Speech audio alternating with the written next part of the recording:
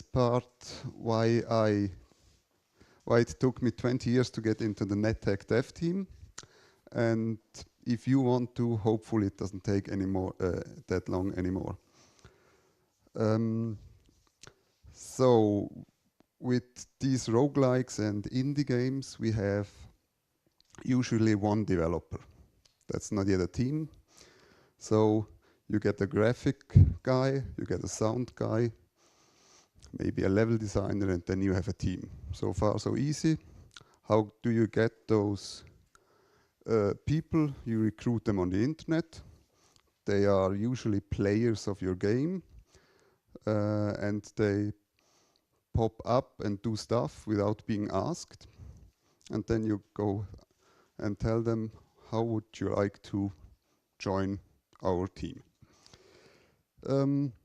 With crawl, it is said that you just need to do one patch and then David Plog will come and grab you, so be careful. And we already heard how Dark got his people. Minions, yeah. Yes, minions. But you're not small and yellow. No, but they are much more useful. Yes, but with Nethack it was never this easy, and that's mostly historical. If you look at the history of Nethack, it's 35 years. If you take the time of its predecessors hack into it, which started 1982, 84 the first version of hack came out, 1985 the last version of hack was released, and then a year nothing happened. And then people got nervous and wanted all those cool patches that had been developed to get into the game. And Mike Stevenson got on Usenet and said, people, let's do, I could coordinate and make a new game, and let's call it Nethack. That's a usual way how you do that. And but in those days, this was not considered something like, let's phrase it differently. This was just because nobody else was doing the job. And this is usually how open source starts. You have an itch, you scratch it, you put a patch or a completely new version out, and people use it, and from then it starts going. And this is exactly how Nethack started, and it was one of the defining designs of Nethack that it was open source. Rogue itself was not open source. There is source code out there, and I think even in BSD they have one of the versions in the standard installation, but actually that's not open source. And Nethack got probably this popular because it was open source and everybody could hack on it, and the C programmers that came, and many learned C because they wanted to make patches for Nethack. So you see, that's not always a good thing if you are open source, but the time when Nethack was developed in swiftly and in the releases were many was from 87 when the first version came out to 96. And in that time, the dev team actually recruited people. As I said before, they made patches, they got recognized, and then they were invited. And after that, the releases were few because one of the main people who was doing the releases and had a vision for the game died. This was Patric Mueller. He was a philosophy professor in the USA, and he and Mike were the two leading the project managers, so to speak. And from then on, it stayed more or less. The dev team didn't change anymore. It was just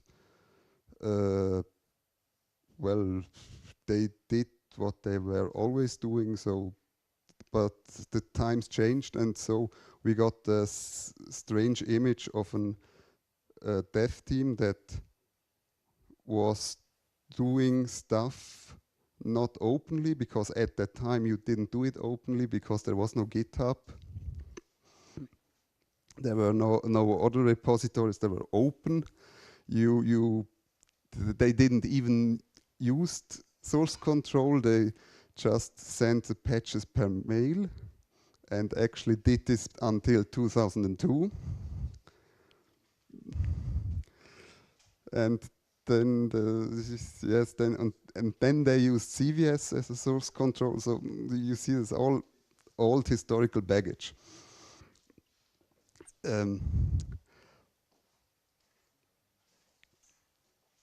But the community didn't stay on that. That there were lots of forks, and you got patches and people who done stuff, but they weren't. They were no longer invited to the dev team. And fast forward to 2003, when the last release was done, and everybody was happy because a new release. But then for 10 years nothing happened, and then we, the fork developer, well, actually at that time I didn't think there would ever be another release, because, well, they just moved on. But now I know they didn't actually move on. They're just fossilized, more or less.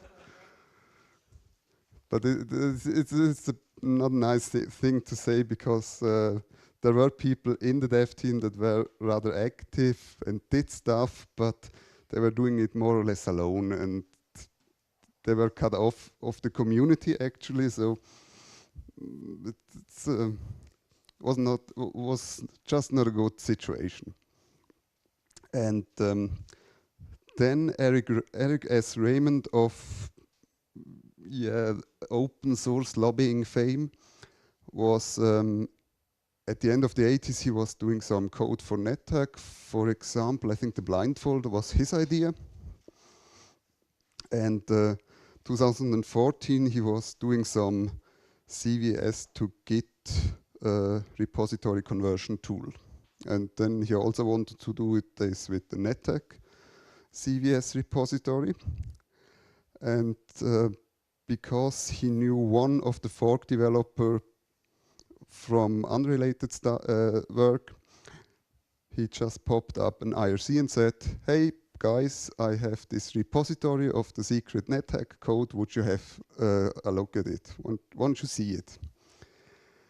You can imagine we wanted to look at it, and but there was not that much to see. The gameplay changes were few.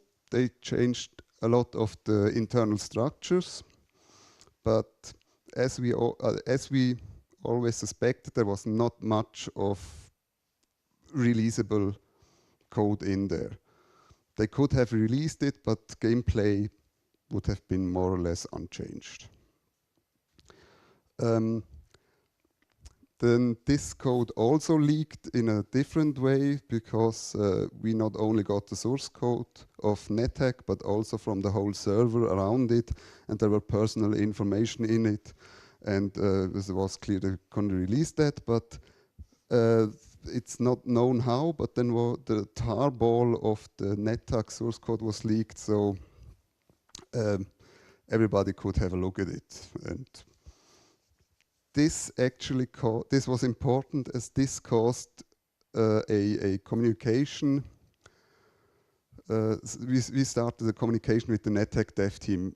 The years before, there were always guys who asked them, hey, can we help you with the release? Or can we do something to speed it up? Or what's the state at all? Because they were rather uncommunicative at that time. But because of the source code leak, they actually got woken up and wanted to get new fresh blood. And this is actually what happened last year. 3 people got invited to the Devteam, which must be 15 years after the last guy, I think. And me and the founder of Nethack 4 also got asked, but we both said, no, we can't, or at least we can't do it because we don't have time. We would like to, but if you just asked 5 years ago, but so this was, as I said, we don't have time, we can't do anything, so don't do it, because we don't want just to be a baggage, or we don't want to just have our name on the game. It's in the game anyway, because 3.60 was patched together with lots of code from the forks, of course, because it has to take 10 years of development that didn't went into this code to catch up with the forks. But this year they asked again, and this time I said, well, I don't think they will ask a third time, and if it's okay, well, I don't know if they, but I said I can't do the version thing and say, no, don't yet, wait another year. So this time I just, at first they sent some of the Devteam members who's living in Switzerland to get me, actually. So I meet one of them in person, and yeah, it was a nice talk. Although he has said they are planning to passing the torch, and that scared me a little bit. But then afterwards I had a Skype talk with Mike Stevenson about the whole thing, and it was not passing the torch, but just fresh blood. And after I made it clear that at the moment I wouldn't be able to contribute code and only talk or join the discussion, so actually I answered their call, and now I am a Devteam member who hasn't done anything yet, so I probably fit in.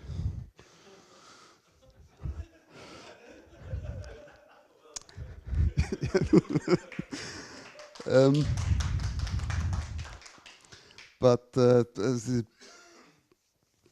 at least the bug fix release is on the horizon, but with no code from me, or no code that I have written in the last year. Maybe code I have written the years before. So this time and we're actually not sure where it will go, but right now it's a little bit modernized. It starts to, we now have 3 people in it that are from the community of this millennium. So they are actually, they were part of the community and still are part of the community. So they see new people coming and doing something, they will get recognized. So now, if you are a programmer and do Nethack stuff, it's likely that you could get drafted. And so that's in a nutshell. So the Nethack dev team tries to be modern, as you can see that they have now a GitHub repository. So I can't make any promises, but I guess it looks better than it did 2 years ago. So that's at the moment is the current state of the Nethack dev team, and well, we'll see. It's, I guess, if you could have waited 10 years, you can wait another 10 and see what happens.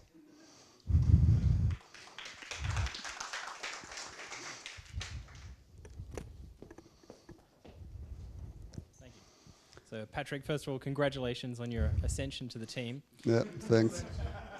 You have been on the record as both recognizing that Soccerbahn is source of poor gameplay and detracts from Nethack, but Yes. also acknowledging that you personally just quite enjoy Yes. playing through the Soccerman levels. Now that you are a member of the dev team, will the Nethack dev team have the balls to take hard, necessary decisions such as killing off Soccerman? This is actually not the right question to ask me, because in Nethack I left it in it, so you should already know the answer. The only thing I did there was removing one of the levels, so it's only 3 levels deep and no longer 4. And But you haven't cut it until it bleeds. yes, I haven't. It's not lore, it's hell. And we also have Derek Ray, who did Sporkhack on the team, and even he didn't cut it out of Sporkhack. So he always said he would have done it if it didn't leave a hole to be filled, and he didn't know what to fill it with. Thanks for that.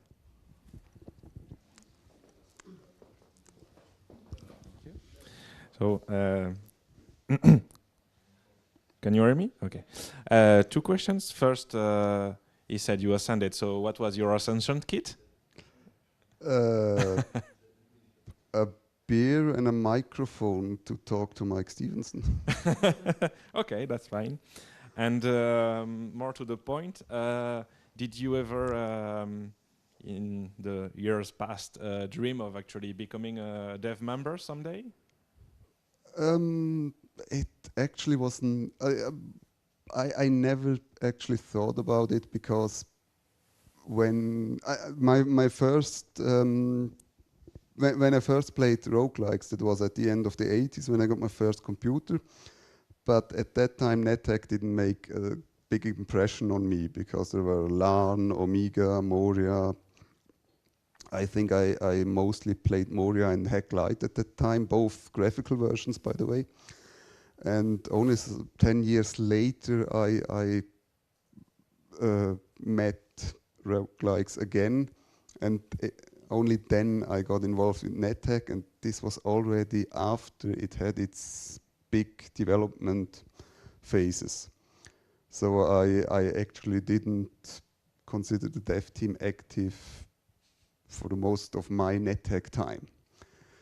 And for that reason, I actually never thought long about that. And when I did Nethack, the first 2 weeks, I just used patches that were available and easily applicable to the code, to see how far can you go from 3.43 to whatever you get when you apply all those sensible patches. And within 2 weeks, I had a better Nethack with not much work. So I always thought they could have done that themselves. Why didn't they do it? So, and I always was of the opinion they just waited until they retired to pick up again. After we've seen the commit history of Nethack from all those years, it's not quite that, but it was not this. It was that. So there were some people who did work on the code, but not much. And so they themselves never considered them to be unresponsive, because they always responded to mails. But the community had now different way of communication, so they actually weren't visible to the community and people outside of it. Yeah, that's something I wanted to bring up, actually. Nethack is like the antithesis of everything I explained earlier about communities. Yes. And I'm not sure there is much to comment, but it's funny to notice. Yeah, it drifted over times. In the 80s and at the start of the 90s, you were on Usenet, and that was enough. Or you responded to mail or something like that. But now Twitter, Facebook, GitHub itself is social coding. if you are an old fart who has no idea that these things exist, you are not visible to the people. Somebody on Twitch is asking if Nethack is the game with the archaeologist in it. Yes. And many other weird things, including the kitchen sink. So Yes, the tourist. yeah. Anybody else?